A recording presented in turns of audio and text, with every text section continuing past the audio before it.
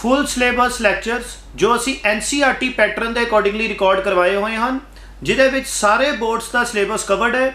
CBSE board और सारे state boards का सिलेबस असी कवर करके चल रहे हैं, जिहदे विच ये सारे लैक्चरस तुहानू फुल HD फॉर्म दे विच तुहाडे मोबाइल के उपर, तुहाडे कंप्यूटर के उपर, तुहाडे लैपटॉप के उपर, साडी गूगल ड्राइव के थ्रू, पेन ड्राइव के थ्रू या साडी मोबाइल ऐप के थ्रू जो साडी प्ले स्टोर पर भी अवेलेबल है, और एप्पल यूजर्स के लिए भी जो आईफोन यूजर्स ने उन्होंने वास्ते भी साढ़े को ऑप्शन अवेलेबल है।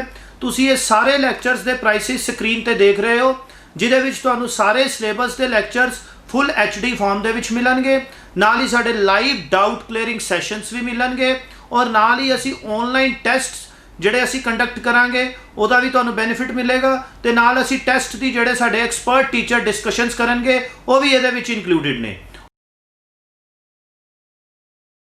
आज हम बात करेंगे टॉपिक के regarding, that is money. Money एक इम्पॉर्टेंट टॉपिक है, ये 2 चैप्टर्स में कवर्ड है +2 में। One is money and other part is banking. ये दोनों कंबाइंड चैप्टर्स हैं, और कंबाइंड चैप्टर्स को करने से पहले हम इसको स्प्लिट करके अंडरस्टैंड करेंगे। फर्स्ट विल डिस्कस मनी, उसके बाद हम इसके बाद बात करेंगे बैंकिंग चैप्टर की। मनी चैप्टर में हम क्या क्या डिस्कस करने वाले हैं, पहले हम वो बात करेंगे। First will discuss about what is barter system, उनकी क्या लिमिटेशंस थी। फिर मनी के रिगार्डिंग हम डिस्कस करेंगे, how was the money evaluated, evolution of money की बात करेंगे, मीनिंग ऑफ मनी क्या है, functions of money, and last जो हम टॉपिक बात करेंगे that is called money supply. ये सारे हमारे लर्निंग ऑब्जेक्टिव्स हैं जो हमें इस टॉपिक में कवर करने हैं मनी में। Before starting with the topic हम बात करते हैं, जब इनिशियल स्टेजेस में ह्यूमंस की नीड्स लिमिटेड थी, उनको गुड्स और सर्विसेज की रिक्वायरमेंट भी लिमिटेड थी। बट जैसे जैसे ग्लोबलाइजेशन हुई, हम इकोनॉमी में ग्रो किया, लोगों की नीड्स बढ़नी शुरू हुई। अब जब नीड्स बढ़ती हैं तो they need to do exchange.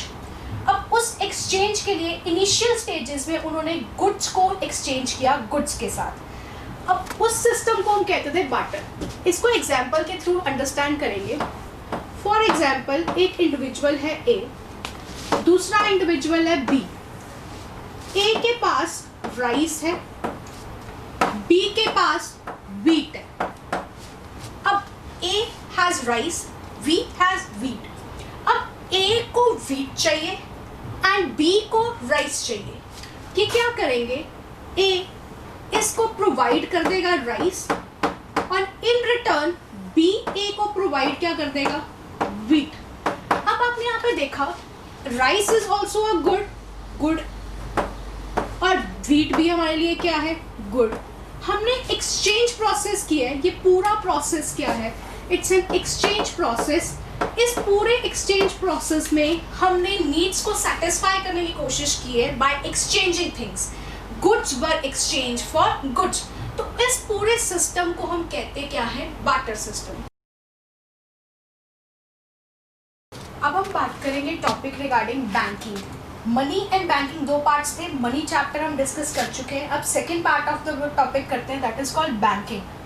Before understanding what is banking, हम बात करेंगे बैंक क्या है।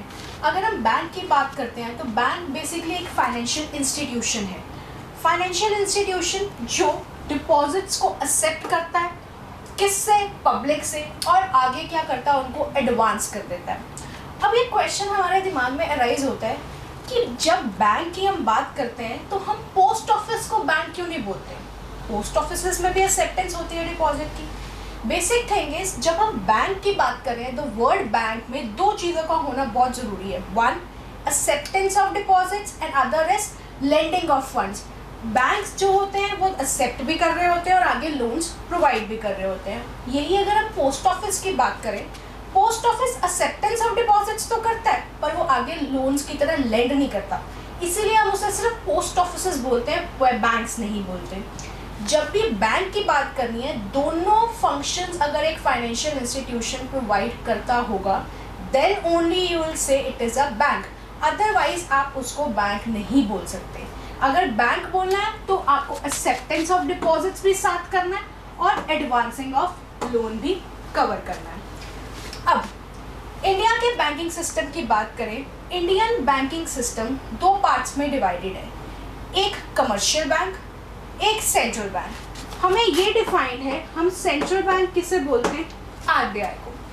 कमर्शियल बैंक्स में आपके पब्लिक सेक्टर बैंक्स भी आ सकते हैं, प्राइवेट बैंक्स भी आ सकते हैं। कमर्शियल बैंक का बेसिकली ये अगेन वही डेफिनेशन रहेगी, ये एक्सेप्ट करेंगे डिपॉजिट्स और एडवांस करेंगे लोन।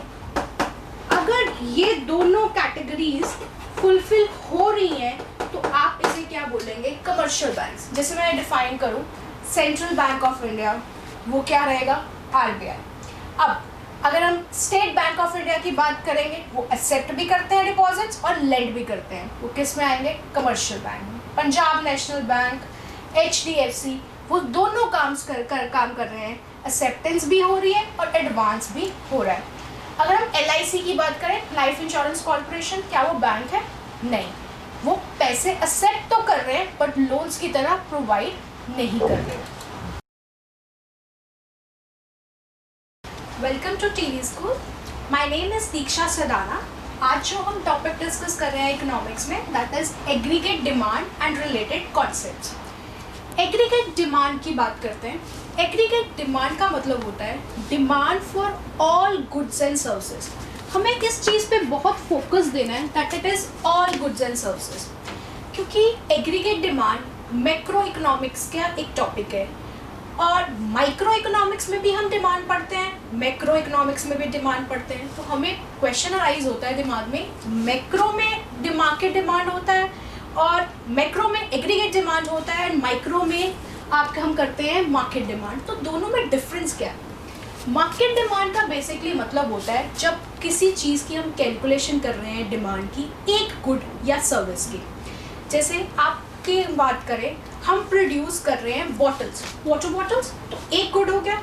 अब वाटर बॉटल के साथ आप टेबल, चेयर्स, चॉक, एनीथिंग आप प्रोड्यूस कर रहे हो। तो जब आप पूरे गुड्स एंड सर्विसेज एक इकोनॉमी में प्रोड्यूस होते हैं, उसको लेते हैं तो वी से इट एज एग्रीगेट डिमांड। तो हम मार्केट डिमांड में एक गुड पढ़ेंगे, एग्रीगेट डिमांड में ऑल गुड्स एंड सर्विसेज को डिस्कस करेंगे। अब first point clear, demand for all goods and services. अब डिमांड करेगा कौन? बहुत सारे सेक्टर्स होते हैं इकोनॉमी में, हम लिखते हैं which all sectors of the economy are planning to buy. यहाँ पे इस वर्ड पे फोकस करेंगे, प्लानिंग टू बाय, क्योंकि हम एग्जैक्ट फिगर्स एक्चुअल की बात नहीं कर रहे, हम यहाँ पे प्लान की बात कर रहे हैं कि कितना प्लान कर रहे हैं सारे सेक्टर्स ऑफ द इकोनॉमी। अब हम बात करेंगे नेशनल इनकम की। नेशनल इनकम +2 में अगर हम बात करें तो मेन टॉपिक है नेशनल इनकम मैक्रो इकोनॉमिक्स का। नेशनल इनकम अंडरस्टैंड करने से पहले उसके कुछ बेसिक कॉन्सेप्ट्स हैं जो हमें पता होना चाहिए, बिकॉज उनके बिना हमें नेशनल इनकम के कॉन्सेप्ट्स की क्लैरिटी नहीं होगी। तो कभी भी नेशनल इनकम स्टार्ट करनी हो तो फर्स्ट बेसिक कॉन्सेप्ट्स की बात करेंगे, फिर हम नेशनल इनकम कैलकुलेट करेंगे डिफरेंट मैथड्स के साथ। आज जो हम अभी बात कर रहे हैं that is types of goods. Types of goods में फर्स्ट कैटेगरी होती है इंटरमीडिएट गुड्स। अगर हम बात करते हैं इंटरमीडिएट गुड्स, इंटरमीडिएट का मतलब क्या है? In between. अब ये गुड्स वो गुड्स हैं जिनको हम यूज़ करते हैं फॉर फर्दर प्रोडक्शन या हम यूज़ करते हैं for resale. These are those goods which are purchased either for further production और फॉर रीसेल। अगर हम इसकी एग्जाम्पल की बात करने की कोशिश करें, आपने मिल्क परचेज किया for the production of sweets, तो मिल्क को आपने यूज़ किया है किस चीज़ के लिए? प्रोडक्शन करने के लिए स्वीट्स की। तो मिल्क क्या एक्ट करेगा यहाँ पे as intermediate goods. Intermediate goods का मतलब क्या है? जिन गुड्स के ऊपर हम फर्दर प्रोसेसिंग करेंगे, फर्दर जिनको मोल्ड करेंगे, चेंज करके प्रोडक्शन में यूज़ करने वाले हैं। Next topic for discussion is short run equilibrium output. ये चैप्टर बेसिकली इस चैप्टर में से लॉन्ग क्वेश्चन एक आता है और इस चैप्टर की बहुत रेलेवेंस है क्योंकि हर कॉन्सेप्ट इस पे फोकस रहता है। जब हम इस चैप्टर की बात करेंगे, हम इसमें क्या क्या टॉपिक्स डिस्कस करेंगे, फर्स्ट हम उसकी बात करते हैं। फर्स्ट हम डिस्कस करेंगे इक्विलिब्रियम आउटपुट क्या होती है। इक्विलिब्रियम आउटपुट कैलकुलेट करने के लिए क्या हम अजम्पशंस लेके चलेंगे और हम कैसे कैलकुलेट कर सकते हैं। assumptions क्या होंगी and how we will calculate it. Calculation करने के लिए लाइक डिटर्मिनेशन करने के लिए हमारे पास दो अप्रोचेस होंगी, one AS&AD approach, second approach जो होगी वो क्या होगी S&I अप्रोच। फिर इक्विलिब्रियम में चेंजेस आते हैं, that is called shifts in equilibrium. क्यों चेंजेस आएंगे, कैसे चेंजेस आएंगे वो डिस्कस करेंगे। और लास्ट हम टॉपिक करेंगे इन्वेस्टमेंट मल्टीप्लायर, कैसे इनकम चेंज होती है with the change in investment. ये सारे टॉपिक्स हमने इस चैप्टर में डिस्कस करने हैं। फर्स्ट अब हम स्टार्ट करेंगे इक्विलिब्रियम आउटपुट क्या होती है। As you can see equilibrium output को मैंने इक्विलिब्रियम GDP भी बोला है, इक्विलिब्रियम इनकम भी बोला है। हमने नेशनल इनकम के कॉन्सेप्ट्स में एक चीज़ पढ़ी है, there is a equality, triple equality between output, GDP and income. जितना आप प्रोड्यूस करोगे उतना ही आप कंज्यूम करोगे। अब प्रोडक्शन होगी, कंजम्पशन होगी, एक्सपेंडिचर होगा, इनकम होगा, तो हम बात सेम चीज़ क्या है, सेम एक ही बात करते हैं। जैसे हम कहते हैं इनकम ऑफ वन या expenditure of one is the income of another, तो वही सेम चीज़ है। आपने कुछ खर्चा किया, जिससे आपने चीज़ें खरीदी, उसको क्या हो रही है, इनकम। तो एक्सपेंडिचर, इनकम, आउटपुट, ये सारी चीज़ें क्या रहेंगी, सेम रहेंगी। अब बात करते हैं इक्विलिब्रियम आउटपुट क्या होती है। इक्विलिब्रियम वर्ड आया है इक्वल टू से। जब हमारी इकोनॉमी में एग्रीगेट सप्लाई और एग्रीगेट डिमांड इक्वल हो जाती है, उससे हम बोलते क्या है, इक्विलिब्रियम, इक्विलिब्रियम आउटपुट। अब क्वेश्चन आता है एग्रीगेट सप्लाई, हमने पहले भी डिस्कस किया था, वो सारे गुड्स एंड सर्विसेज जो प्रोड्यूसर्स प्लान कर रहे हैं प्रोड्यूस करने के लिए, उसे हम क्या बोलते हैं, एग्रीगेट सप्लाई। एग्रीगेट डिमांड की बात करें, सारी रिक्वायरमेंट्स जो हमारे बायर्स प्लान कर रहे हैं कंज्यूम करने के लिए, उसे हम क्या बोलते हैं, एग्रीगेट डिमांड। अब इस चीज़ को हमने क्या बोला है, डिज़ायर्ड। डिज़ायर्ड का दूसरा नाम क्या होता है, प्लान, क्योंकि हम यहाँ पे कोई भी चीज एक्चुअल में नहीं कवर करेंगे, एवरीथिंग इज प्लान हो रहा है। अब हम बात करेंगे problem of deficit demand and excess demand की। This is a new topic. अब इस टॉपिक में हम क्या डिस्कस करेंगे, पहले हम उसके बारे में बात करते हैं। टॉपिक्स जो हमने कवर करने हैं, फर्स्ट क्या है, basic concepts of full employment और अनएम्प्लॉयमेंट क्या है। उसके बाद डेफिसिट डिमांड क्या होती है, एक्सेस डिमांड क्या होती है, और हम इनको कैसे करेक्ट कर सकते हैं, इसके बारे में डिस्कशन करेंगे। ये this will be the whole topic. और इन एग्जाम्स डेफिसिट और एक्सेस डिमांड में से एक क्वेश्चन आपको ज़रूर मिलता है, either it will be deficit और excess depending upon the situation. कैसे करेक्ट करना है, उसके साथ लिंक्ड क्वेश्चंस होते हैं। तो हम स्टार्ट करेंगे आज का टॉपिक। अब है meaning of full employment. Meaning of full employment के साथ साथ फुल एम्प्लॉयमेंट इक्विलिब्रियम भी है। पहले इक्विलिब्रियम की बात करेंगे। वी नो इक्विलिब्रियम का मतलब क्या होता है, AS&AD क्या है, इक्वल, एग्रीगेट सप्लाई और aggregate demand. Aggregate supply means आप ये डिफाइन कर सकते हो, गुड्स और सर्विसेज जो प्रोड्यूसर प्लान कर रहा है और he is ready to supply. और aggregate demand, goods and services जो बायर्स प्लान कर रहे हैं बाय करने का, that is called aggregate demand. और इक्विलिब्रियम हमने पढ़ा था, दो बेसिस पे हम कैलकुलेट कर सकते हैं, one is AS&AD and other is S&I। सो हम बात कर रहे हैं meaning of full employment equilibrium की। तो फर्स्ट हमने बात की इक्विलिब्रियम क्या होता है, when AS&AD, when AS is equals to AD and S is equals to I। अब उसके साथ लिंक वर्ड क्या कर दिया, फुल एम्प्लॉयमेंट। फुल एम्प्लॉयमेंट का मतलब जितने लोग हमारे साथ लगे हुए हैं, काम करने के लिए रेडी हैं, काम लोग कह सकते हो आप, फैक्टर्स ऑफ प्रोडक्शन कह सकते हो, हर चीज़, हमारे जितने भी रिसोर्सेज हैं जिनसे हम प्रोडक्शन कर रहे हैं, वो क्या है, फुलर यूटिलाइजेशन है। कोई भी ऐसा नहीं है जिसकी हम यूटिलाइजेशन ना कर रहे हो। This means we don't have excess capacity. जब हम बात कर रहे हैं फुल एम्प्लॉयमेंट इक्विलिब्रियम की, it is that level of equilibrium when all resources are fully utilised और हमारे पास कुछ एक्सेस कैपेसिटी नहीं है। एक्सेस कैपेसिटी का मतलब हम फर्दर प्रोडक्शन इंक्रीज ही नहीं कर सकते, क्योंकि हमने सारी जितनी भी हमारी कैपेसिटी थी उसी लेवल पे हम प्रोड्यूस और सप्लाई कर रहे हैं। फिर आता है meaning of under employment equilibrium. Equilibrium is still there, aggregate supply and aggregate demand दोनों अभी भी इक्वल है, या S और I अभी भी इक्वल है, बट यहाँ फुल एम्प्लॉयमेंट ऑफ रिसोर्सेज थी, यहाँ एक्सेस कैपेसिटी नहीं थी। अब यहाँ हम क्या बोल रहे हैं, full employment, full utilisation of resources नहीं है और there is the excess capacity, we can increase our production, क्योंकि हमारे पास एक्सेस कैपेसिटी रहती है। ये कॉन्सेप्ट समझने के लिए इंपॉर्टेंट है, क्योंकि पूरे आगे टॉपिक में हम यही बात करेंगे, full employment and under employment. अब जो हमने टॉपिक डिस्कस करना है that is government budget and the economy. इसमें हम कौन कौन से टॉपिक्स को डिस्कस करेंगे, फर्स्ट हम उसकी बात करते हैं। Learning objectives of this topic is budget क्या है, उसका मीनिंग एंड फीचर्स, हम बजट क्यों बना रहे हैं, स्ट्रक्चर ऑफ बजट क्या है, बजट डेफिसिट्स क्या होते हैं and types of budget deficit क्या है। ये सारे टॉपिक्स हमारे एग्जाम के पॉइंट ऑफ व्यू से इंपॉर्टेंट है। दिस इज द सिलेबस जो बजट डेफिसिट गवर्नमेंट बजट में हमने कवर करना है। अब हम बात करते हैं बजट की। जब हम बजट की बात करते हैं, बजट दो स्टेटमेंट्स को हाईलाइट करता है। वन, बजट पास्ट परफॉर्मेंस बताएगा और फ्यूचर की क्या हमारी एंटिसिपेशन है, हमने क्या पॉलिसी बनाई है, वो दो चीज़ें डिफाइन करता है। अब क्वेश्चन राइज होता है किसकी पास्ट परफॉर्मेंस, किसकी फ्यूचर प्लानिंग। तो हम कहते हैं बजट जो है गवर्नमेंट के पॉइंट ऑफ व्यू से देखते हैं, ये एक स्टेटमेंट है जो बताएगा सेंटर लेवल पे, क्योंकि इंडियन इकोनॉमी दो लेवल्स पे चलती है, सेंट्रल लेवल पे और स्टेट लेवल पे।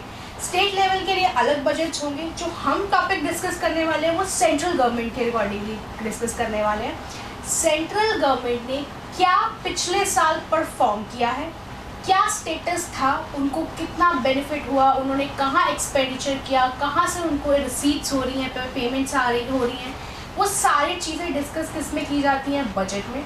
और फ्यूचर में उन्होंने क्या प्लान किया है, तो बजट पास्ट की परफॉर्मेंस भी बताएगा और फ्यूचर की प्लानिंग भी बताएगा। तो हम एक जनरल लैंग्वेज में या लेमैन्स लैंग्वेज में बोलते हैं budget highlights past performance and future expectations.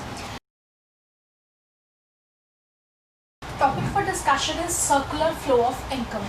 It's one of the important topic, क्योंकि नेशनल इनकम के जितने कॉन्सेप्ट्स होंगे वो क्लैरिटी हम इस टॉपिक के अंदर करते हैं।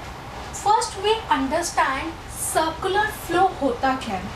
It's a kind of motion, circular है, इट कीप्स ऑन रिवॉल्विंग। अब ये जो रिवॉल्विंग है कि किसके रिगार्डिंग है, किन सेक्टर्स के रिगार्डिंग है, ये हमने डिटेल में बात करनी है। Before coming to the main topic that is circular flow of income, हमें फर्स्ट अंडरस्टैंड करना है इकोनॉमी में कितने सेक्टर्स हैं। इकोनॉमी में टोटल 4 सेक्टर्स हैं। First sector is household sector. Household sector is also known as consumer sector, because basic aim of consumer sector is to consume. अब ये जो कंजम्पशन हम करते हैं, इस कंजम्पशन के लिए we need factors of production.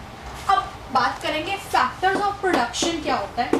Factors of production में first thing is land, second is labour, third is capital and fourth is entrepreneur. अब ये 4 फैक्टर्स ऑफ प्रोडक्शन ओन कौन करता है?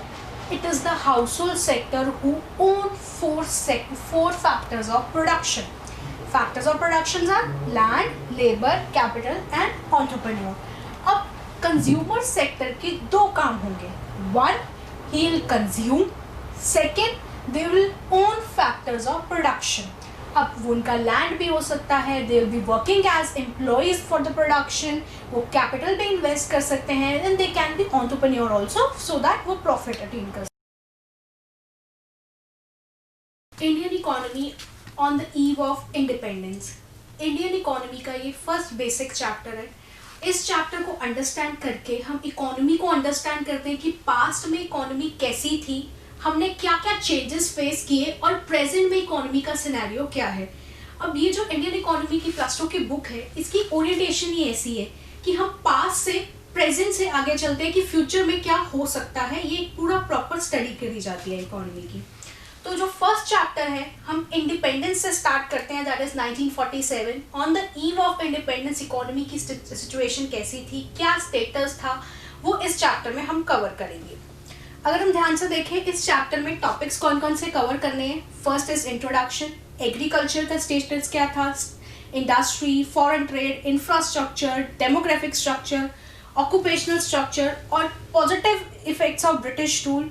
दो ये बहुत कम इफेक्ट्स हैं बट हम इसको डिस्कस करेंगे। And then is features of Indian economy on the eve of independence. ये टॉपिक को कवर करने के लिए first we need to understand these all topics. तो हम वन बाय वन इस पर डिस्कस करेंगे। अब बात करते हैं इंट्रोडक्शन पोर्शन की। इंडिया ने जो इंडिपेंडेंस थी दैट इज हम कहते हैं 15 अगस्त 1947 को अटेन की थी। उससे पहले 2 सेंचुरीज तक, मिनिमम 2 सेंचुरीज तक ब्रिटिशर्स ने इंडिया पे कंट्रोल किया है, राज किया, जो हम लेमैन्स लैंग्वेज में बात करते थे। नेक्स्ट चैप्टर है हमारा balance of payment. Balance of payments की बात करते हैं। इस चैप्टर में हम क्या क्या डिस्कस करेंगे, पहले वो बात करेंगे। First will discuss meaning of balance of payment क्या है, बैलेंस ऑफ ट्रेड क्या है और बैलेंस ऑफ पेमेंट के कंपोनेंट्स क्या है। अब जब हम कंपोनेंट्स की बात करते हैं तो कंपोनेंट्स ऑफ करंट अकाउंट क्या रहेंगे, कंपोनेंट्स ऑफ कैपिटल अकाउंट क्या है, difference between balance of payment on current account and capital account. There are 2 items called autonomous and accommodating items, उसमें क्या है, और disequilibrium of balance of payment क्या है। ये सारे टॉपिक्स हम डिस्कस करेंगे वन बाय वन। फर्स्ट हम स्टार्ट करते हैं बैलेंस ऑफ पेमेंट क्या है। अगर हम बैलेंस ऑफ पेमेंट की बात करें, बेसिकली बैलेंस ऑफ पेमेंट एक स्टेटमेंट है।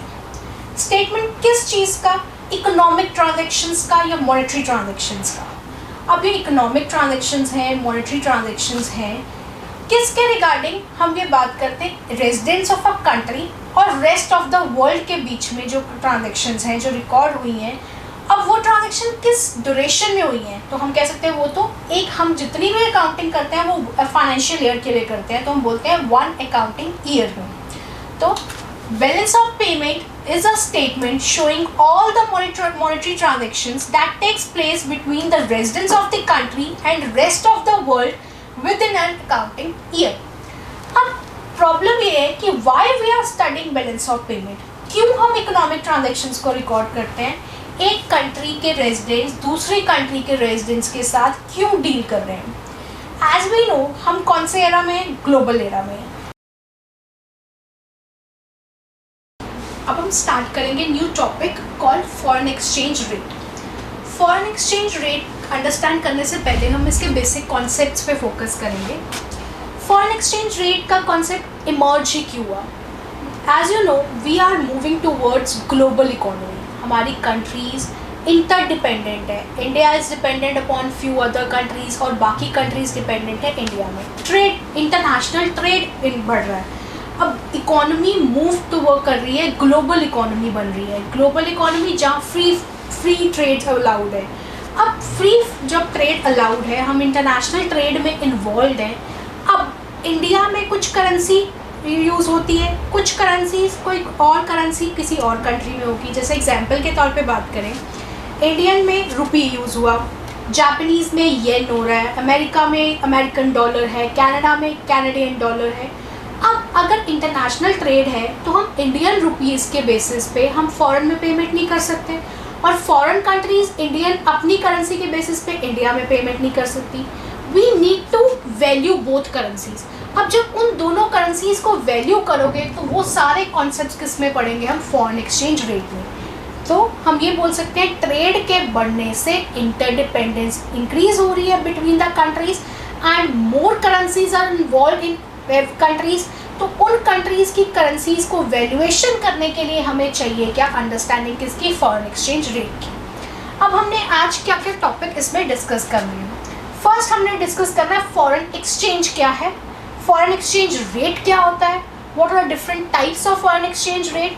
अब कैसे फॉरेन एक्सचेंज को डिटर्मिन करेंगे, क्या कॉजेज है एक्सचेंज रेट में चेंज आता है। आपने सुना होगा कभी कहते हैं हम डॉलर की प्राइस बढ़ रही है, डॉलर की प्राइस कम हो रही है, what are the reasons behind changes, और हमारी जो फॉरेन एक्सचेंज मार्केट है वो क्या होती है और उसके क्या क्या फंक्शंस हैं। अभी हम स्टार्ट करते हैं फॉरेन एक्सचेंज से। जब हम बात करते हैं फॉरेन एक्सचेंज की, फॉरेन एक्सचेंज का मतलब होता है टोटलिटी। टोटलिटी किसकी, फॉरेन करेंसीज की, या जो सिक्योरिटीज बॉन्ड्स होल्ड करके रखे हुए हैं, जो इशू किए थे किसने, फॉरेन कॉर्पोरेट्स या गवर्नमेंट ने, तो उनको हम टोटल फॉरेन एक्सचेंज बोलते हैं। बैंक्स फॉरेन एक्सचेंज अपने पास होल्ड करके रखते हैं, तो उनको जब हम फॉरेन एक्सचेंज की कैलकुलेशन करते हैं तो हम फॉरेन करेंसीज तो लेते ही लेते हैं, उसके साथ साथ सिक्योरिटीज़ और बॉन्ड्स भी लेते हैं जो इशू किए जाते हैं कॉर्पोरेट्स या गवर्नमेंट्स के थ्रू, फॉरेन कॉर्पोरेट्स या फॉरेन गवर्नमेंट्स के थ्रू। अब फॉरेन एक्सचेंज के बाद फॉरेन एक्सचेंज रेट की बात करते हैं। यहाँ तो हम करेंसीज और सिक्योरिटीज़ की बात कर रहे थे। इकोनॉमिक रिफॉर्म्स सिंस 1991 और new economic policy. Economic reform since 1991 का मतलब क्या है? हमने जो पहले टॉपिक किया उसमें हमने गवर्नमेंट ने जो पॉलिसीज़ को ऑप्ट किया था टिल 1990s तक उसको डिस्कस किया था, फ्रॉम 1947 टू 1990। अब उसके बाद सिनेरियो चेंज हुआ, उस सिनेरियो को चेंज होने के बाद पॉलिसीज़ में चेंज किया गया। तो पॉलिसीज़ अब हम डिस्कस करेंगे जो रिफॉर्म्स या पॉलिसीज़ बनी है 1991 से, जिसका नाम क्या है? New economic policy. उससे 1990s तक पॉलिसी क्यों बोला जाता है? Economic policy of the government. अब जो चेंजेस आई हैं तो उसे हमने क्या डिफाइन किया? As new economic policy. अब क्वेश्चन अराइज होता है, why there was a need of new economic policy? Economic policy है क्या? कैसे चीज़ों को गवर्नमेंट ने चेंज किया, इनिशिएट किया डेवलपमेंट के लिए? बिफोर ये सारी चीज़ें हम इस चैप्टर में डिस्कस करेंगे। हम पहले देखेंगे कि हमने इस चैप्टर में कौन कौन से कंटेंट्स को कवर करना है। Number 1 will do the introduction portion, meaning और ऑब्जेक्टिव क्या है इकोनॉमिक पॉलिसीज के या इकोनॉमिक रिफॉर्म्स के, why there was a need for economic reforms, economic reforms के एलिमेंट्स क्या हैं, एंड इवैल्यूएशन करेंगे हम इकोनॉमिक रिफॉर्म्स की। इंट्रोडक्शन पोर्शन की अगर बात करें, 1990s तक गवर्नमेंट ने जो पॉलिसी फॉर्मुलेट की थी उसका मेन ऑब्जेक्टिव क्या था? हमारा इंपोर्ट सब्स्टिट्यूशन, कि हमने इंपोर्ट जो चीज़ें हम बाहर से इंपोर्ट करते थे वो अपनी कंट्री में खुद प्रोड्यूस करने की कोशिश, that was import substitution. And second thing was कि हमने मेजर फैक्टर जो दिया था वो किस पे फोकस किया था? गवर्नमेंट सेक्टर को। तो गवर्नमेंट एक प्राइमरी रोल प्ले कर रही थी डेवलपमेंट के लिए, बट इसकी वजह से एक सीरियस क्राइसिस इंडिया ने फेस किए। उन क्राइसिस की वजह से गवर्नमेंट इतनी भी एफिशिएंट नहीं थी कि वो अपनी ट्रेड रिलेशंस को मेंटेन कर सके विद द इंटरनेशनल कंट्रीज, या हम कह सकते हैं with in the international market. उनके पास 10 डेज के ट्रेड करने के लिए भी पैसे नहीं थे। टॉपिक का नाम है agriculture. Agriculture chapter basic chapter रहता है आने वाले रिफॉर्म्स को अंडरस्टैंड करने के लिए। ये बहुत कनेक्टेड चैप्टर है, इसमें हमें इकोनॉमी के बारे में ज़्यादा पता चलता है। रीज़न बीइंग, इकोनॉमी के बारे में क्यों ज़्यादा पता चलता है, कह सकते हैं और एट द ईव ऑफ जब हम इकोनॉमिक प्लानिंग के पॉइंट ऑफ व्यू पे डिस्कस करें इन 1950s, उस टाइम पे जो एग्रीकल्चर सेक्टर था that was a major sector. हमारे 60% approximately 60% of the national income जो थी वो कहाँ से आ रही थी? एग्रीकल्चर से। And approximately 70% of the population was occupied in agriculture. तो उस टाइम पे जो एक्सपोर्ट्स थे वो सारे मेजॉरिटी क्या थे? एग्रीकल्चर प्रोडक्ट्स पे। तो प्लानिंग कमीशन ने रियलाइज किया कि एग्रीकल्चर हमारे लिए एक इम्पॉर्टेंट एस्पेक्ट है, we have to make certain policies for the development of agriculture, क्योंकि पूरी कंट्री डिपेंडेंट किस पे थी? एग्रीकल्चर पे थी। और उसकी पोजीशन कैसी है, क्या थी? अब हम इस चैप्टर में एग्रीकल्चर को डिस्कस करेंगे from the year 1950s to 1990s में क्या क्या सिचुएशन थी एग्रीकल्चर के। प्रेजेंट सिनेरियो इज डिफरेंट, हम ये बात कर रहे हैं 50s से लेके 90s के सिनेरियो में एग्रीकल्चर की क्या पोजीशन थी। क्या क्या हम टॉपिक्स डिस्कस करेंगे? First is basic introduction, importance of agriculture, features of agriculture, problems of agriculture, agriculture reforms, achievement of reforms and green revolution. These are the major topics. जो ये फर्स्ट 3 टॉपिक्स हैं ये basic topics हैं, ये technical topic रहेगा, उसके साथ related concepts रहेंगे। Let's start with the main importance of the agriculture. मैंने आपको पहले ही डिस्कस किया कि मिड प्लानिंग कमीशन के स्टार्टिंग पे दैट इज 1950s एग्रीकल्चर की कंट्रीब्यूशन मेजर कंट्रीब्यूशन थी। तो उसको चेंज करने के लिए और इम्प्रूवमेंट के लिए हमें रिफॉर्म्स की ज़रूरत थी। तो फर्स्ट उन्होंने अंडरस्टैंड किया व्हाई पॉलिसी मेकर थॉट कि there is a need for the development of agriculture. Question paper में यही आ सकता है, why policy maker thought there was a need for the development of agriculture, या importance of agriculture is one and the same thing. Environment and sustainable development. Indian economy की जो basic problems हम face कर रहे हैं उसमें से one of the major problem क्या है, environment and sustainable development. Environment pollution की बात कर रहे हैं हम इसमें। इस टॉपिक में हम क्या क्या डिस्कस करेंगे, व्हाट इज़ इन्वायरमेंट, क्या सिग्निफिकेंस रहेगा इन्वायरमेंट का, what are the problems related with the environment and causes of environmental degradation, sustainable development क्या है and what are the strategies for sustainable development. Indian government focus कर रही है environment को improve करने के लिए और सस्टेनेबल डेवलपमेंट की तरफ मूव करने के लिए। तो इन सारे टॉपिक्स को हम डिस्कस करेंगे। Let's discuss first environment. What is environment? जो हमारी सराउंडिंग है that is called environment. Environment में दो चीज़ें होती हैं, one is biotic and other is abiotic. इसे बायोटिक और ए बायोटिक को अगर हम बात करें, biotic means living things and abiotic means non living things बात करेंगे। It includes living elements. Living elements कैसे? Plants, animals, as well as non living elements. Non living elements कैसे कह सकते हो आप? इसमें सारी चीज़ें जो कवर होगी, नेचुरल रिसोर्सेज, सॉयल, मिनरल्स, वो सारे इसमें कवर किए जाते हैं। एयर, वाटर, वो सारी चीज़ें which make up our surrounding, जिनसे कंबाइन करके हम क्या बनाते हैं, अपना सराउंडिंग्स। और इनका इम्पैक्ट किस पे है? हमारी एग्जिस्टेंस पे और क्वालिटी ऑफ ह्यूमन लाइफ पे।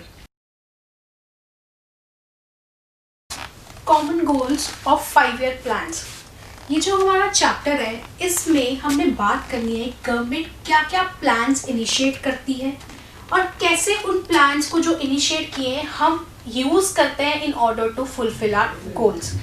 तो उनसे पहले हम बात करेंगे कि इस चैप्टर में हमने क्या क्या पॉइंट्स को डिस्कस करना है। ये टॉपिक्स हम कवर करेंगे। फर्स्ट हम इंट्रोडक्शन पोर्शन करेंगे, इकोनॉमिक प्लानिंग क्या है, इंपॉर्टेंस ऑफ इकोनॉमिक प्लानिंग क्या है, क्या क्या हमने डेवलपमेंट प्लान्स इंडिया में इनिशिएट किए गए थे, गोल्स क्या थे हमारे इन प्लान्स के और कितने अप टू व्हाट एक्सटेंट जो हमारी इकोनॉमिक प्लानिंग थी वो सक्सेसफुल थी, वो इवेल्युएट करेंगे and what were the negative things जो इकोनॉमिक प्लानिंग में हमने फेस किया है। इन सारे टॉपिक्स को डिस्कस करेंगे। First will start with the introduction portion. Basically when India got its independence, उस टाइम पे जो हमारी रूल्स एंड रेगुलेशंस थे, हम किस सिचुएशन में थे कि हमने डिसाइड करना था कि हमने कैसी इकोनॉमिक स्ट्रक्चर को ऑप्ट करना है। जब हम इकोनॉमिक स्ट्रक्चर की बात करते हैं, हम यहाँ पे डिसाइड करेंगे कि हमारी इकोनॉमी में गवर्नमेंट क्या रोल प्ले करेगी, प्राइवेट प्लेयर्स क्या रोल प्ले करेंगे। बेसिक ये रोल डिसाइड करने का प्रॉब्लम क्या थी, ब्रिटिशर्स से जो हमने इकोनॉमी इनहेरिट की थी that was backward, that was stagnant, growth ही नहीं थी। तो उसको रिवाइव करने के लिए हम एक ऐसा इनिशिएट करना चाह रहे थे कि जिससे हमारी जो रिवाइवल के साथ साथ सक्सेसफुल ग्रोथ भी हम अचीव कर पाए। तो बात करते हैं पहले इकोनॉमिक सिस्टम्स थे कौन कौन से। टाइप्स ऑफ जो इकोनॉमीज थी उस टाइम पे थी कैपिटलिस्ट इकोनॉमी। कैपिटलिस्ट इकोनॉमी वो इकोनॉमी होती है जिसमें डिसीजंस रिगार्डिंग प्रोडक्शन, हम प्रॉफिट मैक्सिमाइजेशन, ये सारे कि हम कैसे फैक्टर्स ऑफ प्रोडक्शन को यूज करने वाले हैं, कितनी क्वांटिटी में प्रोडक्शन करने वाले हैं, that will be taken by private individuals. Government इसमें कोई इंटरफेरेंस नहीं करती है। तो ओनली रोल गवर्नमेंट जो इस टाइम कैपिटलिस्ट इकोनॉमी में प्ले करेगी that is maintenance of law and order, की इकोनॉमी में लॉ एंड ऑर्डर मेंटेन रहे, सिर्फ इतना ही रोल गवर्नमेंट प्ले करती है। Rest every decision regarding production, production process, profit, ये सारे डिसीजंस कौन लेंगे? Private individuals. Strategy for industrial growth, जो ये चैप्टर हम कवर करेंगे इसमें हम वो सारी स्ट्रैटेजीज करेंगे जो गवर्नमेंट ने यूज़ की थी between the time 1947 to 1990। In between क्या क्या चेंजेस थे, क्या इकोनॉमी कैसे फेस कर रही थी, क्या प्रॉब्लम्स थी, वो सारी चीज़ें हम डिस्कस करेंगे विद कॉन्टेक्स्ट टू इंडस्ट्री। अब प्रॉब्लम ये आती है, पहले हमें पता होना चाहिए कि हम इसमें टॉपिक्स कौन कौन से कवर करने वाले हैं। Basic introduction, importance of industry, क्या स्ट्रैटेजी थी इंडस्ट्रियल डेवलपमेंट की, क्यों रिस्पॉन्सिबल हुआ public sector, why there was a need of intervention of public sector in growth process, और IPR पॉलिसी, इंडस्ट्रियल पॉलिसी 1956 क्या थी, प्रॉब्लम्स क्या इंडस्ट्री फेस कर रही थी, और इवैल्यूएशन करेंगे पॉलिसीज़ का, क्या अच्छी चीज़ें हुई, क्या बुरी चीज़ें हुई, और अब लास्ट में बात करेंगे डेवलपमेंट ऑफ SSI की।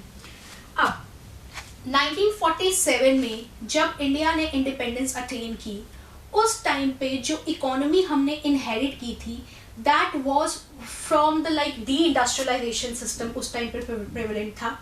अब उस प्रॉब्लम्स में हो क्या रहा था, हमारी जो ग्रोथ प्रोसेस थी वो डिपेंडेंट थी सिर्फ ऐसी बेसिक इंडस्ट्रीज में, कौन सी, मॉडर्नाइजेशन जब डिपेंडेंट थी बेसिकली कॉटन और जूट इंडस्ट्रीज पे। तो उस टाइम प्लानर्स ने सोचा कि अगर इकोनॉमी को ग्रो करवाना है तो उसके लिए हमें चाहिए क्या, इंडस्ट्रियल डेवलपमेंट। तो अगर मैं एक नॉर्मल सी बात करूं, if you have to distinguish between two countries, like one is developing countries and other is non developing countries, तो डेवलपिंग कंट्रीज वो कंट्रीज होती हैं जिनमें, अगर हम बेसिक ध्यान रखिएगा, डेवलपिंग का मतलब क्या है, उनकी income portion from industrial sector क्या हो रहा है, इंक्रीज कर रहा है। और नॉन डेवलपिंग कंट्रीज वो हैं जिनकी इनकम प्रपोर्शन जो इंडस्ट्रियल सेक्टर से है वो क्या है, बहुत कम है as compared to the what, agriculture sector. Developing means income proportion as compared to agriculture sector उनका क्या है, इंक्रीज कर रहा है। और अगर डेवलप्ड की बात करोगे तो हम कहते हैं मेजॉरिटी इनकम जो उनको अटेन हो रही है वो कौन से सेक्टर से हो रही है, इंडस्ट्रियल सेक्टर से हो रही है। Development experience of India, a comparison to neighbours. हम बात करेंगे इस चैप्टर में बेसिकली आफ्टर वर्ल्ड वॉर सारी इकोनॉमीज फोकस कर रही थी अपनी डेवलपमेंट के ऊपर। अब इस डेवलपमेंट के लिए उन्होंने वेरियस ग्रुप्स बनाए, जैसे यूरोपियन यूनियन, सार्क, G8, ऐसे बहुत सारे ग्रुप्स बने। बट इन ग्रुप्स के अलावा हर इकोनॉमी अपने नेबर्स के ऊपर फोकस कर रही थी कि नेबर्स क्या कर रहे हैं सो दैट वो कंपटीटिव एडवांटेज क्रिएट कर सके और अपनी उस पॉलिसीज़ को यूटिलाइज कर सके अपनी डेवलपमेंट के लिए। तो सेम इंडिया ने भी ऐसे ही किया। अब हम डेवलपमेंट एक्सपीरियंस की बात करेंगे India in comparison to neighbours, और हमारे लिए यहाँ पे कंपैरिजन टू नेबर्स कौन से रहेंगे, चाइना एंड पाकिस्तान। इस चैप्टर में हम सारी पॉलिसीज डिस्कस करेंगे जो इंडिया, चाइना और पाकिस्तान ने फॉलो की थी। इसके बाद में क्या क्या कवर करना है, first will do the introduction portion, development strategies सबकी, India, Pakistan, China, development indicators क्या है, Indian economy versus China economy and Indian economy versus Pakistan economy, हम इनको डिस्कस करेंगे। Let's start with the development strategy of India. India got its independence in the year 1947 और इसी duration में ही China ने 1949 में अपनी इकोनॉमी को क्रिएट किया था। तो मोर और लेस ये तीनों इकोनॉमी सेम वे में चल रही थी, बट कुछ बेसिक इंटरनल डिस्टिंक्शन थी। तो हम पहले बात करेंगे इंडियन इकोनॉमी की। India got its independence in the year 1947। उस टाइम पे जो पॉलिसीज़ थी वो कैसी पॉलिसीज़ थी, हमने अपना फर्स्ट प्लानिंग स्टार्ट किया था इन द ईयर 1951 में। अब इस प्लानिंग पॉलिसी में हुआ क्या था, हमने इकोनॉमी जो इस्टेब्लिश की थी that was mixed economy. Mixed economy वो इकोनॉमी होती है जहाँ पे पब्लिक सेक्टर और प्राइवेट सेक्टर दोनों मिलकर काम करते हैं। Human capital formation in India. अगर हम बात करें एक इकोनॉमी के डेवलपमेंट की तो उसको बेसिक चीज़ें चाहिए होती है डेवलप करने के लिए, होते हैं फैक्टर्स ऑफ प्रोडक्शन। अब फैक्टर्स ऑफ प्रोडक्शन में फिजिकल फैक्टर्स भी होते हैं और ह्यूमन फैक्टर्स भी होते हैं, क्योंकि हम फैक्टर्स ऑफ प्रोडक्शन की बात करें तो हम बोलते क्या है, land, labour, capital and entrepreneur. जो एंटरप्रेन्योर है, जो ये सारे प्रोसेस को कर रहा है, जिसकी जो एक्चुअल नॉलेज, स्किल लगी हुई है, उसे हम क्या बोलते हैं, ह्यूमन कैपिटल। तो इस चैप्टर में हमने लैंड, लेबर, कैपिटल, एंटरप्रेन्योर, जो ये फैक्टर्स ऑफ प्रोडक्शन है, इनको दो पार्ट्स में डिवाइड कर लिया। कौन से, एक फिजिकल कैपिटल और एक ह्यूमन कैपिटल। और इस चैप्टर में हम फोकस करेंगे कि ह्यूमन कैपिटल फॉर्मेशन इंडिया में क्यों इम्पोर्टेंट है, कैसे इकोनॉमी डेवलप करती है ह्यूमन कैपिटल फॉर्मेशन से, क्या क्या प्रॉब्लम्स इंडिया फेस कर रही है, वो सारी चीज़ें डिस्कस करेंगे। पॉवर्टी इन इंडिया, ये हमारा बेसिक टॉपिक है और ये एक बिगेस्ट चैलेंज है जो इंडिया फेस कर रहा है। बिफोर इंडिपेंडेंस भी और आफ्टर इंडिपेंडेंस भी हम एक जो कॉमन चीज़ जिसे फेस कर रहे हैं, कॉमन सिनेरियो जो प्रॉब्लम क्रिएट हो रही है, दैट इज़ पॉवर्टी। अब इस पूरे टॉपिक में हम क्या डिस्कस करेंगे, फर्स्ट इंट्रोडक्शन पोर्शन, पॉवर्टी क्या है, what are the forms of poverty, causes क्या है पॉवर्टी होने के, और कौन से मेजर्स हम यूज करेंगे रिमूव करने के लिए। अब यहाँ जो मेजर्स की बात करेंगे, there will be two types of measures. One will be the general measures, जो जनरल पब्लिक उसको यूज करेगी, और गवर्नमेंट क्या स्टेप लेगी तो उसे हम डिफाइन करते हैं गवर्नमेंट मेजर्स के बेसिस पे। अब हमारी पॉपुलेशन की बात करें, पॉपुलेशन टू पार्ट्स में डिवाइडेड रहती है, one is poor and other is non poor. All those people जो बेसिक नीड्स ऑफ लाइफ को फुलफिल करने के लिए रेडी नहीं है, एफिशिएंट नहीं है, हम उन्हें डिफाइन क्या करते हैं, पुअर पीपल में। अब अगर हम बात करें what are the basic needs, अगर food, clothing, shelter, education, health, इनकी बात चीज़ें की हम कहते हैं बेसिक नीड्स। पॉपुलेशन डिफाइन कर दी पुअर और नॉन पुअर में। अब जो पुअर पॉपुलेशन है उनकी जो स्टेट है, इनएबिलिटी है, जो प्रोसेस है कि वो फुलफिल नहीं कर पा रहे बेसिक नीड्स को, उसे हम डिफाइन करते हैं पॉवर्टी। तो it refers to the state of inability to fulfil the basic needs of life. And basic needs हमने कवर की, food, clothing, shelter, education, health, everything is a basic need. अब poor और non poor को define करने के लिए we have a criteria which is called poverty line. अब poverty line एक बेसिक थिंग है, एक बाउंड्री लाइन है। अगर उस बाउंड्री लाइन को क्रॉस कर दिया जाए तो वो पुअर में आ जाता है, अगर क्रॉस ना किया जाए तो हम उसे नॉन पुअर कहते हैं। फॉर एग्जाम्पल मैंने डिफाइन कर दिया कि 1500 इनकम पर मंथ अगर कोई इंडिविजुअल अर्न नहीं कर रहा तो वो क्या है, poor. All those people who are earning more than 1500, तो हमें इनको नाम क्या हमने दे दिया, नॉन पुअर। अब जो 1500 से कम कर रहे हैं उन्हें डिफाइन क्या करेंगे हम, पुअर। तो पॉवर्टी लाइन क्या है, एक मेजरमेंट लाइन है जो डिफाइन करती है पॉपुलेशन पुअर है या नहीं है। तो poverty is defined with respect to a poverty line, and poverty line is a boundary defining poor, non-poor and poor. अब जब हम बात करते हैं पॉवर्टी लाइन की तो मैंने यहाँ पे हम नंबर ऑफ पर्सन की बात करते हैं, कितने नंबर ऑफ पर्सन पुअर की कैटेगरी में है और कितने नॉन पुअर की कैटेगरी में। तो हम यहाँ पे हर इंडिविजुअल को एक सिंगल इंडिविजुअल की तरह यूज करते हैं, that is called head count ratio. It refers to the measurement of poverty in terms of number of person below poverty line. जो लोग below poverty line में आएंगे उन्हें हम per person की बात कर रहे हैं, उस प्रोसेस को बोलते हैं head count ratio. Rural development, हमें पता है मेजॉरिटी ऑफ द पॉपुलेशन जो इंडिया की है वो रूरल एरियाज में रहती है। तो for overall development of the nation हमें रूरल एरियाज को डेवलप करना है, क्योंकि मेजॉरिटी पॉपुलेशन कहाँ ऑक्युपाइड है, रूरल एरियाज में ऑक्युपाइड है। तो हम चेक करेंगे इस टॉपिक में हम क्या क्या डिस्कस करेंगे। फर्स्ट हम बात करेंगे meaning and significance of rural development, क्या क्या इश्यूज फेस कर रहे हैं, दैट इज की issues in rural development, rural credit, agriculture marketing, diversification of agriculture and organic farming. ये हम टॉपिक्स इसमें से कवर करेंगे। इसमें से मेजर जो इंपॉर्टेंट टॉपिक है दैट इज ऑर्गेनिक फार्मिंग। इसमें पेपर में मेजॉरिटी टाइम्स क्वेश्चन आपको ज़रूर मिलता है organic farming. Let's start with rural development. Rural development basically क्या है, it is a kind of a strategy for improving the rural areas. तो हम बात करते हैं it is an action plan, हमने बात की कि it is a strategy kind of thing. तो एक्शन प्लान है किसके रिगार्डिंग, सोशल और इकोनॉमिक ग्रोथ, किसकी, रूरल एरियाज की, क्योंकि हम बात किसकी कर रहे हैं, रूरल डेवलपमेंट में। जब हम बात करते हैं रूरल डेवलपमेंट में तो एक हमारे पास मिसकंसेप्शन होती है हमारे दिमाग में, दैट इज एग्रीकल्चर डेवलपमेंट और रूरल डेवलपमेंट सेम थिंग्स है, but answer is no. Rural development और एग्रीकल्चर दो अलग अलग चीज़ें हैं। Agriculture development is a part of rural development, and we can say rural development is much broader concept. One of the development part is the agriculture. हमने rural development के लिए agriculture को develop करना है, तो there is a difference between agriculture development and rural development. Reason being क्या है, rural areas में जो पॉपुलेशन है वो वास्ट पॉपुलेशन एग्रीकल्चर पे एम्प्लॉयड है, इसीलिए रूरल डेवलपमेंट के लिए हमें फर्स्ट बेसिक फोकस किस पे करना पड़ता है, एग्रीकल्चर डेवलपमेंट में।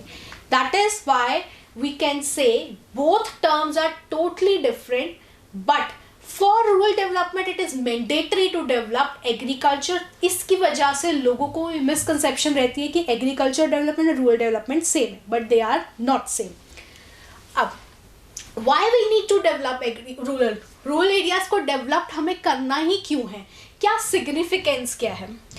हमें ये पता है कि जब हम रूरल एरियाज को डेवलप करेंगे their standard of living will also improve. Once their standard of living will improve overall जो इम्पैक्ट है बाकी सेक्टर्स में वो भी क्या होगा, इम्प्रूव करेगा। तो फर्स्ट सिग्निफिकेंस क्या रहेगा, स्टैंडर्ड ऑफ लिविंग। अब स्टैंडर्ड ऑफ लिविंग इम्प्रूव हो रहा है तो ऑटोमेटिकली पॉवर्टी क्या हो जाएगी, रिमूव हो जाएगी। There will be a removal of poverty and once poverty will remove they will start increasing their income. अब रूरल एरियाज में सबसे मेजॉरिटी जो प्रॉब्लम फेस करता है, लोग माइग्रेट करते हैं। अब माइग्रेट कहाँ से कर रहे हैं, रूरल एरियाज से urban areas in search of job, better opportunities. अब ये जो माइग्रेशन है वो अर्बन एरियाज के लिए एक नेगेटिव इम्पैक्ट क्रिएट करती है एज वेल एज पॉजिटिव भी करती है, बट द इम्पैक्ट जो नेगेटिव है वो ज़्यादा है, क्योंकि जब भी पॉपुलेशन का प्रेशर बढ़ेगा अर्बन एरियाज में they will lead to more pollution in the areas, slum areas increase होंगे। तो उन सब को रोकने के लिए करना क्या चाहिए कि पॉपुलेशन माइग्रेट ही ना करे। अब पॉपुलेशन माइग्रेट नहीं करेगी, रूरल एरियाज में ही रहेगी, तो वहाँ डेवलपमेंट होगी, तो पूरी नेशन में ओवरऑल बैलेंस डेवलपमेंट होगी। That is inclusive growth. Inclusive growth, her sector में हर एरिया में ग्रोथ पॉसिबल हो सकती है। Employment and unemployment in India. अब हम बात करेंगे कॉन्सेप्ट्स ऑफ एम्प्लॉयमेंट और अनएम्प्लॉयमेंट के इंडिया में क्या कॉन्टेक्स्ट में उसके बेसिस पे हम काम करते हैं। अब उससे पहले हमें ये डिफाइन करना पड़ेगा कि हमने इस चैप्टर में क्या क्या टॉपिक्स को डिस्कस करना है। Will discuss the introduction portion, workers की क्लासिफिकेशन क्या है, देयर आर सर्टेन की टर्म्स इन दिस चैप्टर जो हमारे ओवरऑल चैप्टर्स में यूज़ होती हैं, तो हम उस पर बात करेंगे। साइज ऑफ वर्कफोर्स इंडिया का क्या है, पार्टिसिपेशन रेट क्या है, सेल्फ एम्प्लॉयड और हायर्ड वर्कर्स की क्या प्रोपोर्शन है इंडिया में, ऑक्यूपेशनल स्ट्रक्चर क्या रहता है, what is casualization and informalization of workforce, and last ultimately बात करते हैं अनएम्प्लॉयमेंट इन इंडिया। यहाँ पे सारे एम्प्लॉयमेंट कॉन्सेप्ट्स थे। इस पॉइंट पे हमने बात की अनएम्प्लॉयमेंट इन इंडिया, ये मेजर पार्ट है। इसमें आगे सब पार्ट्स हम बात करेंगे, nature of unemployment, causes of unemployment, consequences of unemployment and what is the employment policy जिससे हम इस अनएम्प्लॉयमेंट को ओवरकम करेंगे। तो will start with the introduction portion. As we all know, work is for the living. हम काम क्यों करते हैं, लिविंग के लिए। कोई एक इंडिविजुअल जो काम कर रहा है वो अपने लाइवलीहुड अर्न करने के लिए या अपने डिपेंडेंट्स के लिए ही अर्न करता है। अब आप काम किसी भी एरियाज में कर सकते हो, आप रूरल एरियाज में भी कर सकते हो, अर्बन एरियाज में भी कर सकते हो। अब ये जो काम है ये प्रोडक्शन ऑफ गुड्स भी हो सकता है, प्रोडक्शन ऑफ सर्विसेज भी हो सकता है, या डिस्ट्रीब्यूशन ऑफ सर्विसेज भी हो सकता है। A worker working in IT industry is also known as worker, and a worker working in a steel industry is also known as worker. तो एक ही बात रहती है, हमारे लिए वो लोग जो काम कर रहे हैं उनकी पैटर्न को स्टडी करना इम्पॉर्टेंट है। And why we need to study that pattern. अब गवर्नमेंट ने जो पॉलिसीज फॉर्मुलेट करनी है वो कैसे फॉर्मुलेट करे, तो पहले हमें उनका पूरा स्ट्रक्चर स्टडी करना पड़ेगा कि क्या रेशो है, कैसे काम हो रहा है, किस प्रोपोर्शन में काम कर रहे हैं। गवर्नमेंट उस अकॉर्डिंगली ही पॉलिसीज को सेट आउट करेगी। अब पॉलिसीज के साथ साथ we also want to know to different sectors of society क्या कॉन्ट्रीब्यूट कर रहे हैं हमारे GDP प्रोडक्ट में। तो ये सारे क्वेश्चंस को आंसर करने के लिए, इंपॉर्टेंस ऑफ वर्कफोर्स अंडरस्टैंड करने के लिए हमें इस टॉपिक्स को डिस्कस करना है। सो first we'll start with the worker. Who is a worker? All those people who are engaged in production activities. जो लोग काम कर रहे हैं it is known as worker. अब all those people who are engaged in production activities, ये एक half statement है। अब ये engaged तो है प्रोडक्शन एक्टिविटीज में या इकोनॉमिक एक्टिविटीज में, मोर ओवर करेक्ट वर्ड होगा क्योंकि ये ब्रॉडर टर्म होगी। प्रोडक्शन में सिर्फ प्रोडक्शन आ जाएगा, इकोनॉमिक एक्टिविटी में it will cover everything, distribution also. But ये स्टिल हाफ रहेगी जब तक हम कहते हैं a worker is a person who is engage in economic activities and is contributing in the national product of the country. वो पैसे भी तो कॉन्ट्रीब्यूट करें, उसकी वजह से हमारी इनकम जनरेशन भी होनी चाहिए। Infrastructure, energy and health. हमने इस टॉपिक को दो पार्ट्स में डिवाइड किया हुआ है। इंफ्रास्ट्रक्चर में हमें स्टडी क्या करना है, एनर्जी एंड हेल्थ। हम इस पर डिटेल में बात करेंगे, why we are studying only these two aspect, energy and health. इसके बारे में हम बात करेंगे। पहले देखेंगे इस चैप्टर में हम क्या क्या कवर करेंगे। Meaning and types of infrastructure, importance of infrastructure, energy की बात करेंगे। वी सेड एनर्जी में हमारे पास टॉपिक्स हैं importance, commercial and non commercial, conventional and non conventional source of energy, challenges क्या है पावर सेक्टर के and what are the measures to meet those crisis. फिर हम बात करेंगे हेल्थ सेक्टर की, हेल्थ की क्या इंपॉर्टेंस है, प्रॉब्लम्स हम क्या फेस कर रहा है हेल्थ सेक्टर, और कौन से हेल्थ प्रोग्राम्स इनिशिएट किए गए हैं। तो first will discuss about what is infrastructure. हमने जितने भी चैप्टर्स किए हैं, हम हर चैप्टर में एक वर्ड पढ़ते हैं, दैट इज इंफ्रास्ट्रक्चर। अगर हम बात करें कि इंफ्रास्ट्रक्चर बेसिकली है क्या, वो इस चैप्टर में हम डिटेल में डिस्कस करेंगे कि what is actually infrastructure is. तो talking about infrastructure, I have one word that is called foundation.